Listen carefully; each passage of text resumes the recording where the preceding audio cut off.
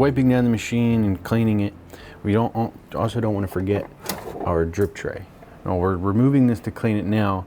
But the drip tray is one of those things you just don't want to do on your cleaning day. You want to do this every night to get anything that falls behind or sticks to the drip tray and keep it clean.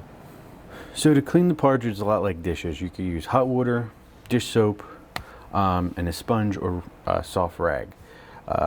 So quickly, I just wanted to go over, if you see, we have two different kind of sponges here, one with the rough edge and then the smooth side. You do not want to use the rough edge or anything. It will take off the coating of the parts, which are there to make the parts last and not rust or break apart over time. So I'm going to put this to the side and use the correct one. So I'm going to clean the drip tray and the lid and get those out of the way, and I'll show you how to disassemble.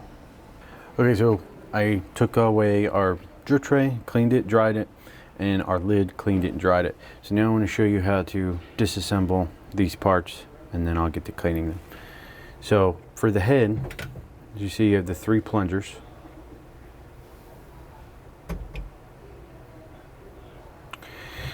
So you simply just remove the plungers. Now the ones in the end will have the 2 O-rings, like that. And then the center one will be the one that's different. It has 4, and it has the indents for the indentation that it goes into the center. Okay. The next thing I'll disassemble is our carp tubes. So the white piece here, just, you gotta wiggle it and it pulls right out.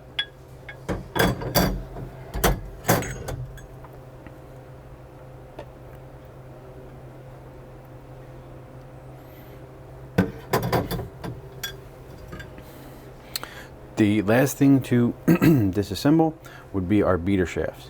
So you have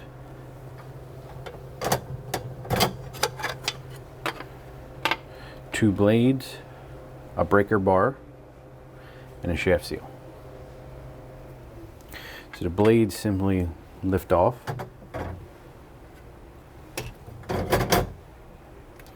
Shaft seal removes like that, and the breaker bar will be removed from this end. Now I'm going to clean everything with warm water and soap, and then we'll get to reassemble.